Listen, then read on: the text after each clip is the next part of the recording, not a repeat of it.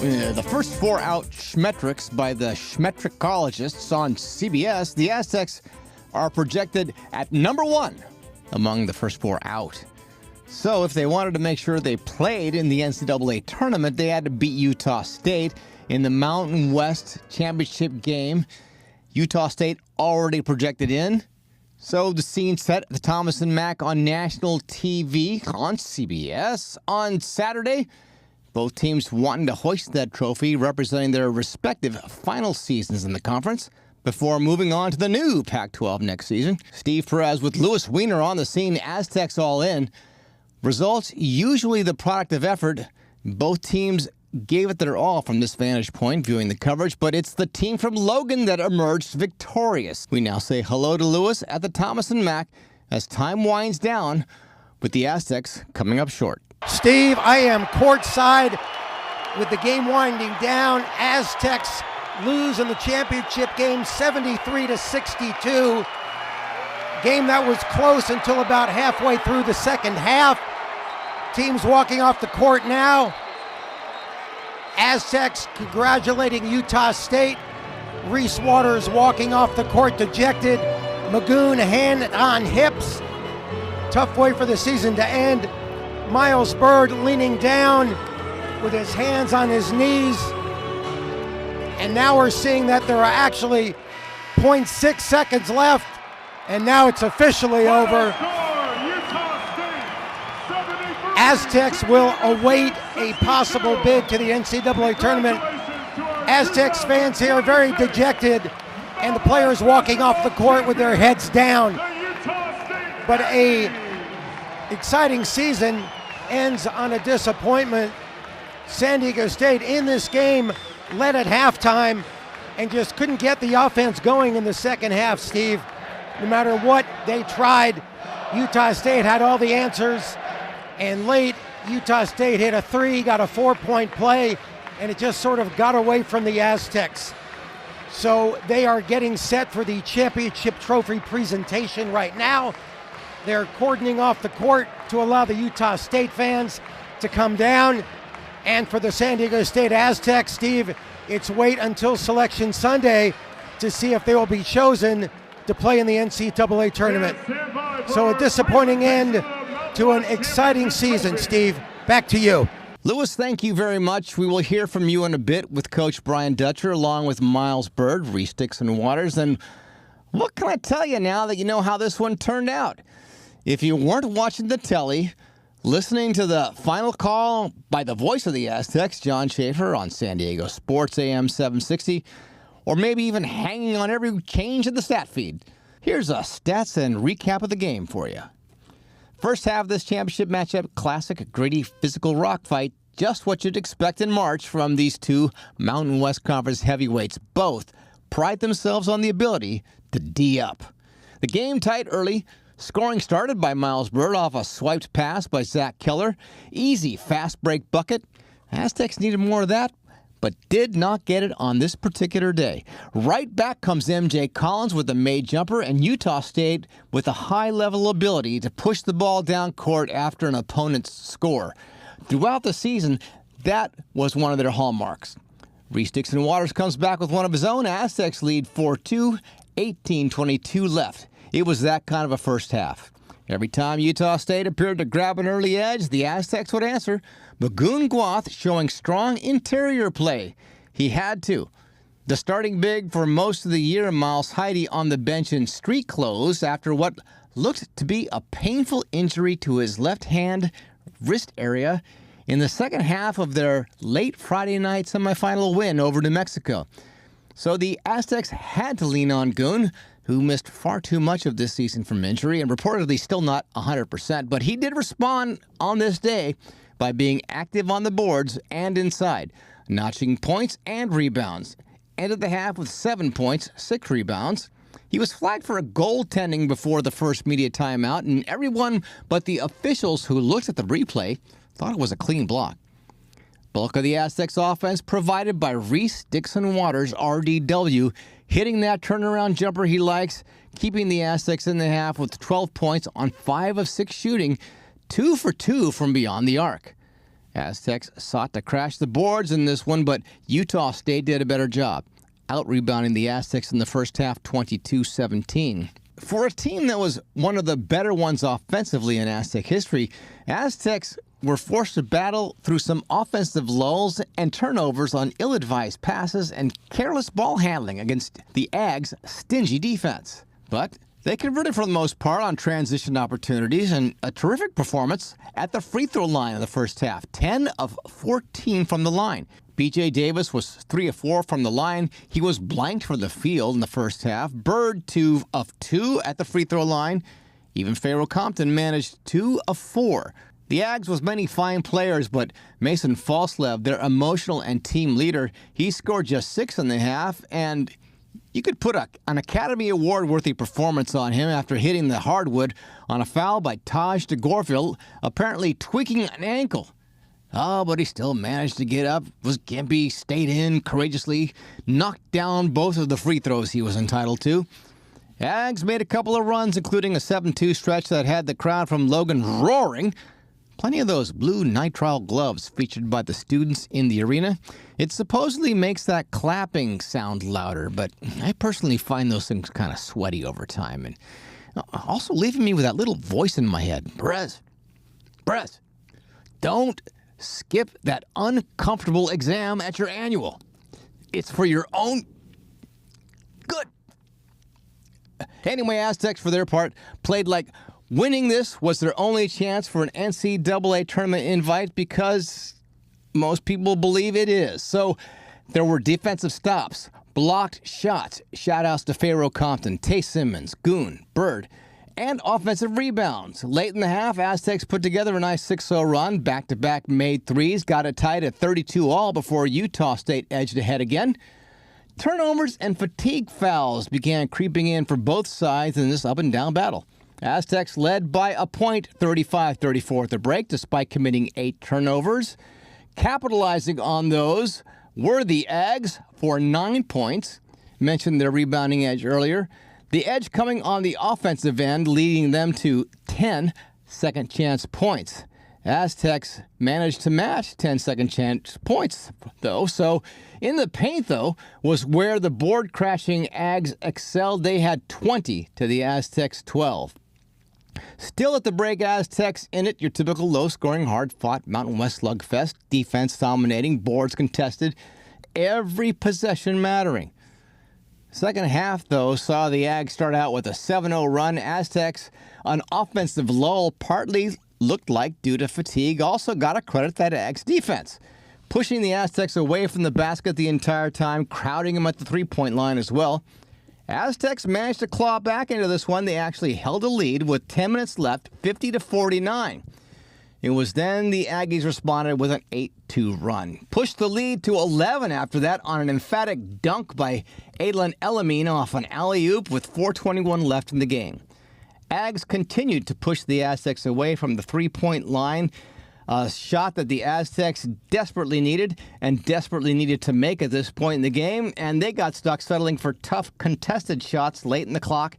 And despite some late putbacks and three-pointers by Goon, it was pretty much academic the rest of the way in. En route to that 73-62 final, Utah State gets to hoist the trophy, cut down the net, outscoring the Aztecs 39-27 in the second half. In the game, Utah State shoots 46% from the field. They were extremely generous as a team with the ball. As a team dishing out 18 assists to the Aztecs 10, Falslev had 6. There were how many forced turnovers in the game? 14 by the Aztecs. So the Ags forced 14 turnovers by the Aztecs. And they managed to keep the ball away from a sticky-fingered Aztecs defense. So on that side, the Aztecs could have managed just 5 of their own. Big Stat Ags had 9 steals in the game. Aztecs just 1. You can't say it was a close one that the Ags won on a fluke. They were the better team on this day, no question. M.J. Collins, leading scorer for the Ags with 20. Aztecs had RDW with the same. He also played 38 minutes in this one. There were 3 other Aggies in double figures. 2 players on the champion side had 6 rebounds each. Reese Dixon-Waters led the Aztecs with 20. B.J. Davis had 14, Goon 12, and Goon logged 32 minutes, by the way. Aztecs' leading rebounder was Goon with 8, Byrd had 6, DeGorville with 5 assists for the Aztecs. Let's go to Louis Weiner, who's been our Johnny on the spot in Vegas this week for some of the post-game thoughts from the Mountain West Media Center. Thank you, Steve. So the Aztecs make it to the conference finals for the 12th time in 15 years, but lose for the 9th time in those 12. Still, you got to get there for the chance to win a championship, and unfortunately, that just didn't happen today. And Coach Brian Dutcher talked about what happened to turn a close game in which the Aztecs led 50-49 and were outscored 24-12 the rest of the way. Yeah, both teams were getting tired. They took a timeout. I thought both teams looked really fatigued. And then they got the 5-point play, and that was the separation that was needed. You know, that kind of created enough separation where we weren't scoring at a high level, and 9 points might as well have been 18 at that point. It was tough to find our way back. I tried to get Magoon a couple threes to cut into it right away because I think he had the best opportunity getting open threes. So we tried a few things to get ourselves back in it, but fatigue was definitely a factor for both teams, you know. But once they got the lead and started going, then it opened up. And like I said, the game was decided in the paint. They got in the paint way more than we did, and they capitalized every time they got there. Steve, Coach wasn't the only one who talked about the fatigue factor. After the game, Miles Byrd mentioned that when asked about how Utah State got them out of their rhythm. I mean, you don't want to blame fatigue, but, you know, I think we got back to our hotel at 12:30 last night, you know, 3 games in a row. Obviously, they just looked like the more fresh team in the second half. You know, when it came to winning time, they made more plays, got to the paint, you know, dropped off to the big dunks, layups, offensive rebounds. So they just made more winning plays than we did. Steve, both Byrd and Reese Dixon-Waters shared their thoughts on how proud they are of their teammates and the possibility of playing further in the NCAA tournament. I'm very proud of this group. We've had ups and downs, but I think we've grown throughout the season. You know, I'm proud for all the younger guys that came in and, you know, helped in times when they needed to, and, you know, they grew as well. So I'm very proud of everybody. Yeah, no, I mean, coming in preseason #1 unanimously, I think first time in Mountain West history, something like that. And, you know, we had a lot of rough patches throughout the year. So, I mean, I love everybody in that locker room. You know, I'm proud of how we blocked out outside noise throughout the year. Just continue to put our heads down, continue to work. I feel like the past few days have been our best, like, playing basketball together. I mean, it sucks that it was 30 games into the year, but, yeah, no, I mean, if we're given the opportunity again, I think we still got a lot left in us.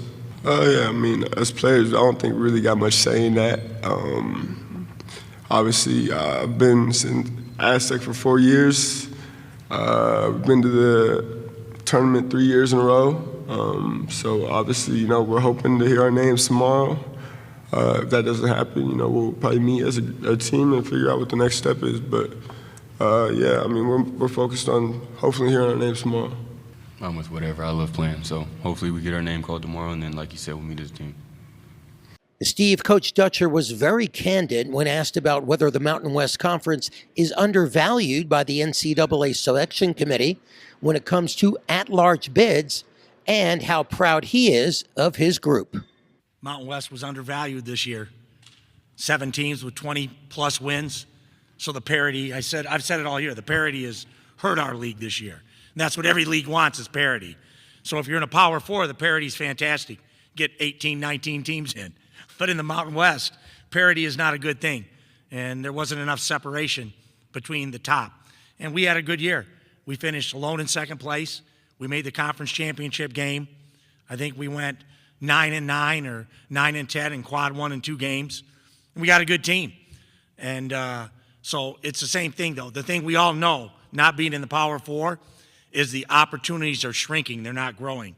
So when people say, well, it's a soft bubble and we don't need to expand the field, we don't need to expand the field if we keep taking mediocre Power 4 teams. There are good mid-major teams that would play well in March that would love to go. And so when they say the bubble's soft. It might be soft with mid-major or with power fours, but it's not soft with mid-majors. There are a lot of good mid-major teams, and we are one of them. So, Steve, it's fingers crossed and wait and see for Aztecs fans after a disappointing end to a pretty successful season. Back to you for some final thoughts. Thank you, Lewis. You got to tip that old News 9 sports cap to Utah State. The Ags went 28-6 on the season so far. They score the daily double by winning the regular season title along with the tournament championship. That's quite a feat. Their coach, Jared Calhoun, named Conference Coach of the Year. They will also reap any individual awards and tournament honors that are the natural, probable results of their championship efforts. They have built quite a program in Logan, and looking ahead, this rivalry is far from over. You have both programs heading to the new Pac-12 together next season.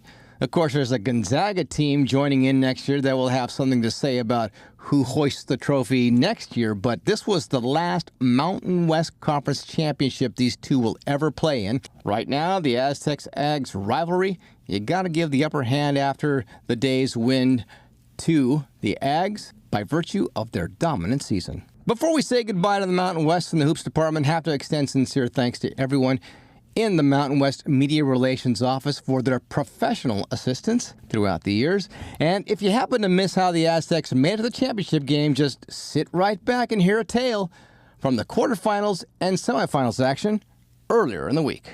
B.J. Davis drives to the basket, scoring with 2 seconds left, and the Aztecs pull out a hard-fought 62-60 win against a very talented New Mexico team. Hello and welcome to Aztecs All In. I'm Louis Weiner in Las Vegas, along with Steve Perez. And Coach Brian Dutcher said it all during his post-game news conference.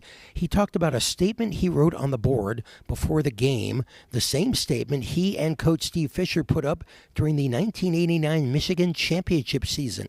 Rebounding and defense. And that's how the Aztecs won this one. This was a fantastic atmosphere at the Thomas and Mack, and although the Lobos probably had more fans in attendance than the Aztecs, it didn't matter. Aztecs Nation was out in full force, and the Aztecs will play for a conference championship tomorrow against Utah State at 3 p.m. Now let's say hello to my partner in podcasting, Steve Perez. Hey, Steve. Lewis, watch that earlier Mountain West tournament game on CBS Sports Network, and watch this one there as well. Man, the announcers were really getting excited. I don't know about you, Lewis, but nothing gets me more interested in a game than two teams going at it and then a couple of over-the-top announcers carrying on about some ball screens, hard fouls, sharp passes, bona fide fast break hoopin' joopin'. Seriously, though, in that first game between the number 1 seed Utah State and Nevada, they're a 5, and the Aggies won that one, by the way. I noticed about 4 minutes into the second half, some of the players started looking a little winded, fatigued even on the close-ups, and remembered it was Nevada's 3rd straight game, Utah State's 2nd. And it doesn't matter what shape you're in, and a high-level D1 college hoopster is as well-conditioned as they come. They're still humans, and there is still a clear advantage to being a number 1 seed, lying in wait to see who was going to win this late game, which I appreciate you hanging around for. In my mind, these later games, strength, conditioning, bench strength, just as important as the skills of the particular players. It was a very high-level game. Two teams knew each other very well. Just a storied rivalry going back to the Western Athletic Conference days. Their last matchup before the Aztecs head on to the Pac-12. But this game had a lot of great moments. Very hard fought. Yeah, it was a game that both teams tried so hard, and a lot of players gave it their all. People playing in pain, people giving it their all for pretty much every moment of every second on that court. And it was just a pity that someone had to lose it. Thank you, Steve. Aztecs off to a fast start in this one thanks to their defense. Sean Newman with 2 steals. He scored 1. Byrd scored another, make it 4-0. Another steal. Aztecs make it 6-0. But New Mexico bounced back quickly. They responded with a 9-0 run of their own. But a Sean Newman drive gave the Aztecs a 10-9 lead at the first media timeout. Then a tough stretch for the Aztecs. New Mexico had the ball for 4 straight possessions. Missed a layup, got the ball back. Missed a 3, got the ball back. Missed a jumper. They got the ball back when Taj DeGorville fouled Dayton Albury. He scored 13-11 New Mexico. Aztecs try to get it right back. BJ with a steal, but he's blocked on the other end. And the Aztecs in the midst of a 3-minute, 17-second scoring drought. But then a nice stretch for the Aztecs. They go on a patented 10-0 run, just like the night before. A great alley-oop from Taj DeGorville to Magoon Guath to make it 16-15 in New Mexico. Then Reese Dixon-Waters hit a 3. New Mexico misses the front end of 2 1-and-1s. Then Byrd hit a 3 to make it 21-16. Aztecs in the midst of that 10-0 run. Then after a media timeout, New Mexico goes on a 7-0 run itself. Luke Hott hit a 3 to tie the game at 21. Then after an Aztecs turnover, Uriah Tinetti hits a jumper to make it 23-21 New Mexico. They're back in the lead. And it goes back and forth from there. Reese hit a 3, Aztecs up 1. A Tomislav Boljan putback, making it 25-24 New Mexico. Then Magoon Guath took over, hitting a 3 to make it 27-25 Aztecs. Sean Newman missed a fast break drive but then turned the ball over, but Guath scores off an assist from BJ on a fast break, and he's fouled. Aztecs on a roll. As the second half winds down, New Mexico in foul trouble. Both Jake Paul, Dayton Albury with 3. New Mexico got lucky with about 2 minutes left when Guath was called for a foul on a Tajavis Miller 3. He made 2 of the 3 free throws to make it 33-29 Aztecs. But the Aztecs ended the half strong. With 3 seconds left, a B.J. Davis drive gave the Aztecs a 37-33 halftime lead. Aztecs with 8 steals, 14 fast break points at the half, and 4 threes, but just 9 of 13 from the free throw line, holding New Mexico to just 33% shooting, forcing 9 turnovers. After the game, both Magoon Guath and B.J. Davis talked about how they were going downhill and scoring pretty easily in that first half. I seen a little opening, so just wanted to attack the space. I seen the empty space, and I think it's just growing up, you know, you always envision those type of scenarios when you're just out there by yourself, you know, just 3, 2, 1, those type of scenarios. So I feel like it's just a testament to all the work that we've put in, and you know, I can't do it without my teammates be in the right spot and space out so I can get a look like that. So yeah, it's just all about the confidence and, you know, not really trying to think your way into it. We know we emphasize in practice. We gotta find a way to get easy baskets, offensive rebound, and in transition. So we focus on getting the defensive rebound and just running hard and put rim pressure on. It allowed other guys to get transition threes, or if they didn't pick up the rim, we were able to finish at the rim. So. A hectic start to the second half. Lobos and Aztecs exchanging baskets and fouls. Dayton Albury pulled New Mexico within 2 at 37-35. But Tay Simmons, 2 free throws to extend that lead, and he misses both. Not a good sign after what happened the night before. Miles Heide and Luke Hopp exchange baskets underneath, but a Byrd steal and Simmons score makes it 41-37 Aztecs. Second media timeout, back and forth. Neither team able to gain any momentum for any period of time. Aztecs in foul trouble with Pharaoh Compton picking up his 3rd and 4th fouls on back-to-back plays. And Aztecs a bit unlucky as B.J. Davis loses his balance dribbling, turning the ball over. Aztecs got a little something going after that on back-to-back possessions after New Mexico tied the game at 44. Byrd scored underneath to make it 46-44, and then Taj to Guath to make it 48-44. But the Aztecs give up a quick basket to Uriah Tinetti, and it's a 2-point game again. But the Aztecs stretch it back to 6 after 2 B.J. Davis free throws and a Reese Dixon-Waters fall-away jumper. 52-46 Aztecs, but a New Mexico free throw and a 3 by Dayton Albury, and it was a 2-point game with 7:51 left. Then New Mexico, Luke Hopp ties it at 52, part of a New Mexico 6-0 run, and an Albury drive gave New Mexico their first lead in a while, 54-53. But a Tay Simmons drive and a Taj jumper gave the Aztecs 4 straight points and a 57-54 lead with 5:05 left. New Mexico calls a timeout. And out of that timeout, Guath is called for a foul, but Tomislav Boljan misses 2 free throws. But Uriah Toretti made 2 more after a Byrd foul, making it a 1-point game, 57-56. But at 3:58, Magoon with a corner 3, huge shot, and a 4-point Aztec lead, 60-56. At the 2:24 mark, the ball goes out of bounds going to San Diego State, but New Mexico challenges a call with the Aztecs up 60-58, and the call goes to New Mexico. They get the ball. But the Aztecs defense holds. Next possession, Tay Simmons scores underneath to make it 62-58. And after a New Mexico miss, Guath almost puts the Aztecs up 7, but his long 3 spins around the rim, doesn't drop.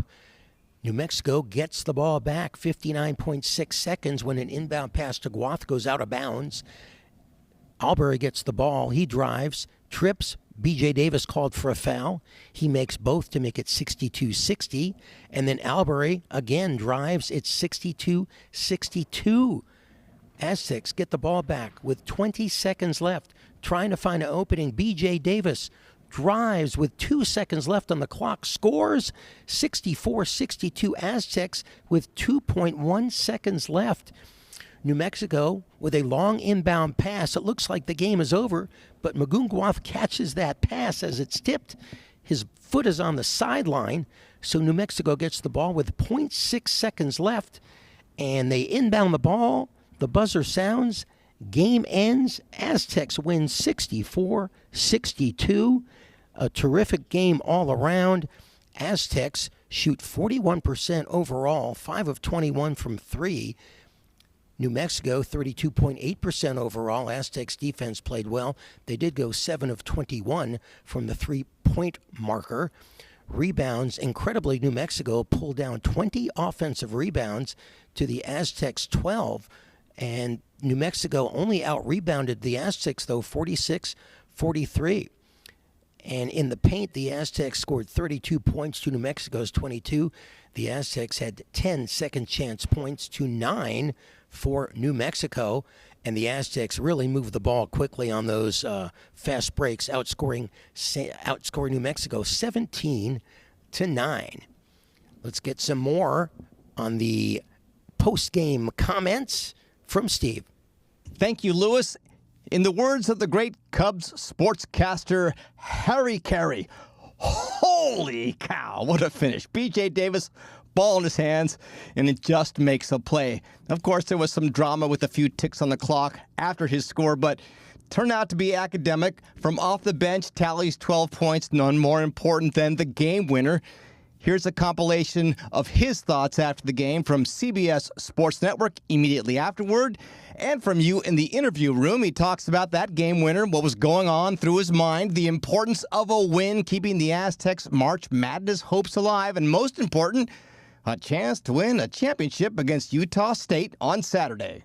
Our coach says March is for players, and a lot of our players stepped up and made huge plays, rebounded the ball, and I got all my faith in my guys, so they helped me stay cool and calm.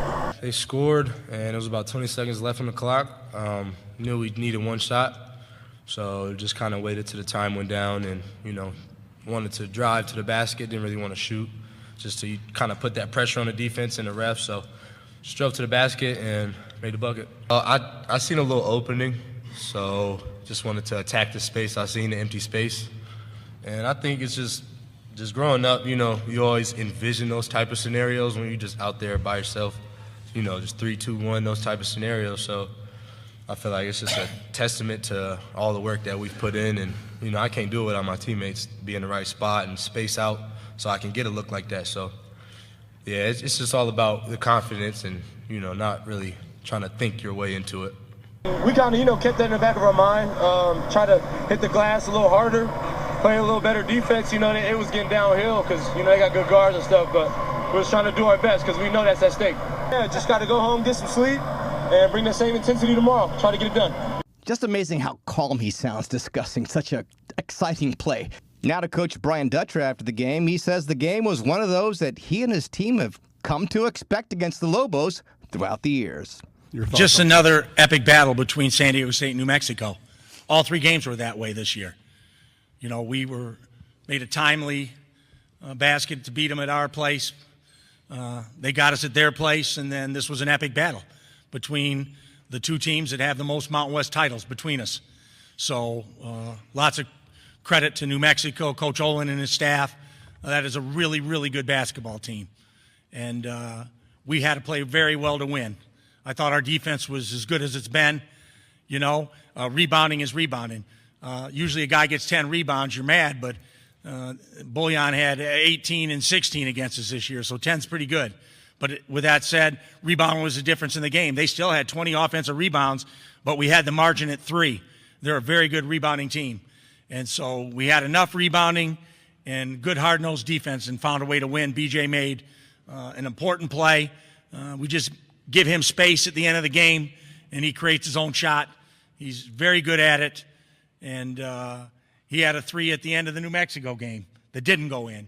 But it doesn't change our mind. We want it in his hands at the end of the game with the game on the line. Truly a team effort, Louis. Every single player who hit the court tonight contributed.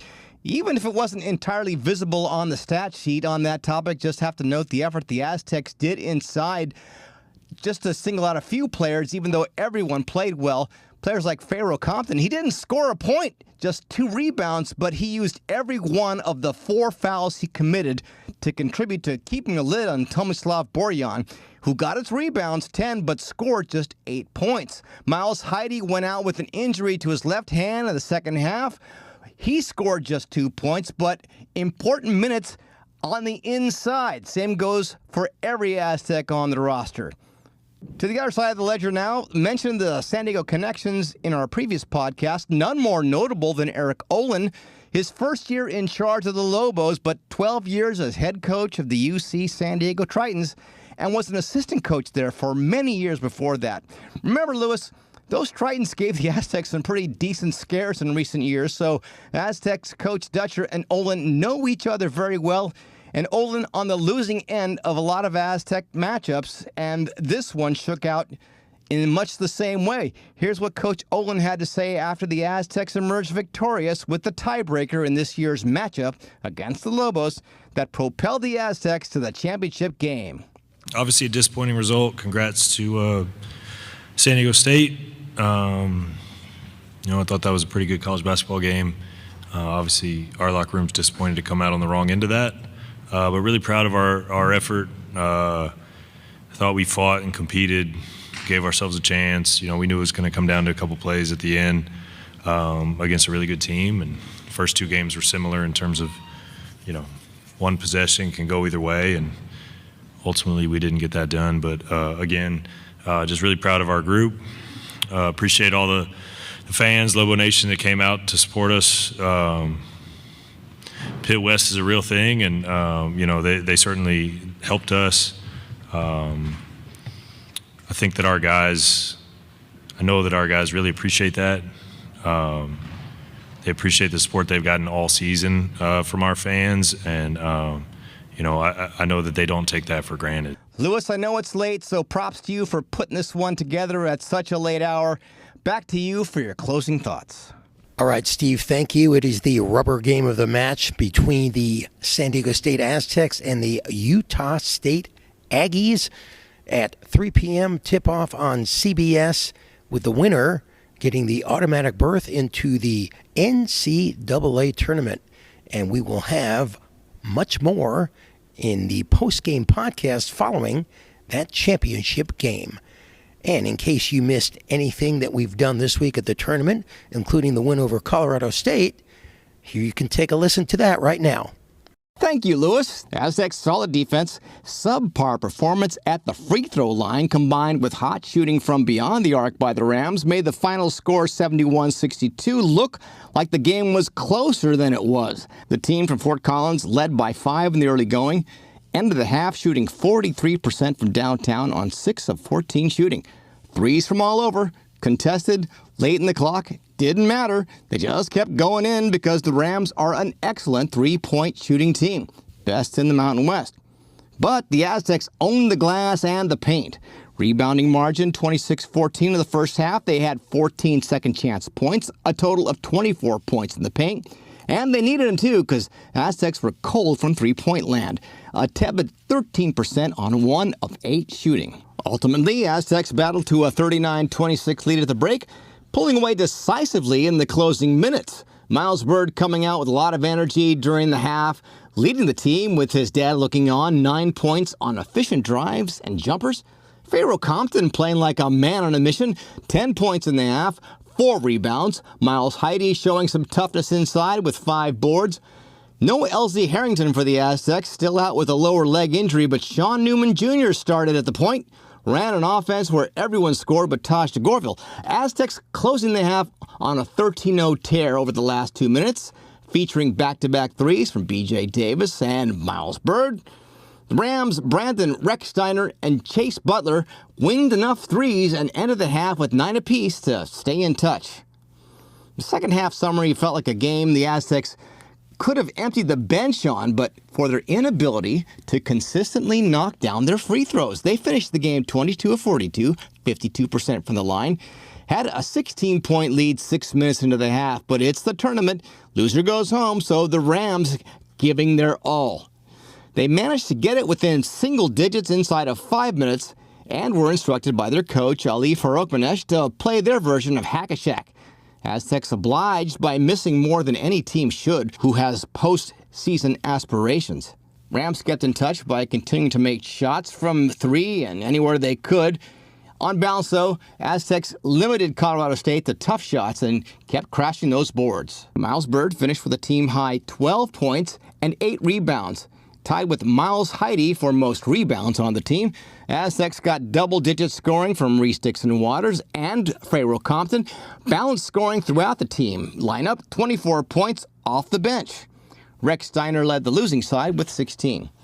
Don't mean to pick on him, but Tay Simmons, who is otherwise a fine physical player for the Aztecs, was targeted by the Rams for fouling, sending him to the line, and he went 5 of 12 from there. Aztecs unable to score from the field in the last 6 minutes, 49 seconds. But that is picking nits. Aztecs led this one for 32 minutes total. They play solid and at times stifling defense, continue their domination on the boards, out-rebounding the Rams by 10 for the game, 14 offensive boards on the night, 18 second-chance points. They finish the night with 42 points in the paint. Aztecs get the win, get to play in the semifinals on Friday. We now go back to Lewis, our man at the Thomas and Mack, with the post-game comments. Thank you, Steve. Now, this Aztecs team looked nothing like the Aztecs team we saw the last 4 or 5 games of the season, where they gave up, I believe, 5 straight games of 80 points or more. And Coach Dutcher said coming into this one, he was focused on Colorado State. No disrespect to Fresno State, but he said they practiced to play Colorado State, and the focus was on defense and rebounding. And boy, did that pay off. The Aztecs pulled down 14 offensive rebounds in this one, and they had 18 second-chance points. And as far as defense, Steve, they did a pretty good job. Yes, Colorado State hit 13 three-pointers, but they only hit 19 field goals for the game. So that was only 6 two-point shots that they made. And Coach Dutcher talked about that after the game. Getting a bye helped. And not only for legs, but we spent 4 days, no disrespect for Fresno, we spent 4 days getting ready for Colorado State. So I think everyone could see we were pretty locked in defensively. We left this tournament last year to Boise because we got destroyed on the glass. And when we rebound the ball, we're hard to beat. And so we rebounded the ball at a high level tonight, both offensively and defensively. So defense and rebounding win championships. Unfortunately, so does free throw shooting, but we escaped tonight with some bad free throw shooting. I'm going to fire the free throw coach, but it's me. So I'm going to give myself one more day to try to get it right. Steve, this was a wacky end to the game. I mentioned it earlier. Aztecs went 6 minutes, 49 seconds, the last 6 minutes and 49 seconds of the game without a field goal, and they only hit 50% of their last 18 free throws. And after the game, I asked Coach Dutcher if he had ever been a part of such a wacky ending to a game. And here's what he had to say. I would have liked to get a shot at it, but they wouldn't even let us get across half court. They fouled everybody and anybody, and everybody missed. Byrd missed, Reese missed, Tay missed, Heide missed, just Magoon missed too. Just go down the list. So it didn't matter who they picked. We didn't have everybody making them. So it's a credit to our defense. You know, you miss free throws and you give in. All of a sudden you look up, it's a 2-point game. But we continue to get stops. You know, we got stops no matter what happened at the foul line. We didn't let the frustration consume us where we didn't play good defense at the other end. Steve, as I said a few minutes ago, the Aztecs were able to limit Colorado State. The Aztecs scored 42 points in the paint to just 8 of Colorado State. And defense, again, was the focus. And Miles and Pharaoh Compton talked about that after the game. Yeah, you know, we came into the game knowing the type of offense they like to run. Main focus for us was, you know, pressuring the quarterback, as we call it. A lot of guys end up at the top of the key, you know, with no dribble, trying to look for cutters and stuff like that. So just try to pressure the quarterback, pressure them on ball, and take them out of their offense and make them uncomfortable. Yeah, I just say we did a good job being physical and then just disrupting them, just really not letting them get into their sets. Steve, was a different-looking starting lineup, and one player, a member of the rotation, Jeremiah Oden, didn't even play. Elsie Harrington was out with his injury, and Sean Newman Jr. got the start. Coach talked a little bit about the starting lineup situation after the game. Yeah, well, obviously LZ's out with the leg, and so Sean stepped back in. He did a great job. And then obviously we have Taj backing him up, and then BJ capable of playing multiple positions. So we still have a lot of depth at that position, and Sean made some really timely plays and layups down the stretch, getting to the rim and attacking the basket, which was great for us. All right, Steve, that'll do it here from the Thomas and Mack Arena. Back to you. Thank you, Lewis. Well, the Aztecs have another familiar foe on tap in the semifinals on Friday. It's the New Mexico Lobos, who advanced by beating the San Jose State Spartans, or as I affectionately call them, the Con Exentos. The number 11 seed surprised everyone, including Boise State fans, by advancing to the quarterfinals with a big upset win Wednesday over the 6th-seeded Broncos. That after losing to the team from Boise in both regular season games by double-digit margins. But the plucky team from San Jose was eliminated by the Lobos in the final game on Thursday night at the Thomas and Mack. Lobos fans always look forward to the trek to Vegas from Albuquerque.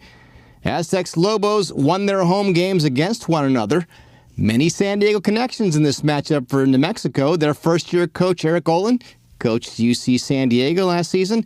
And they have a sharpshooting guard in Jake Hall out of Carlsbad, named Freshman of the Year and named to the All-Mountain West first team.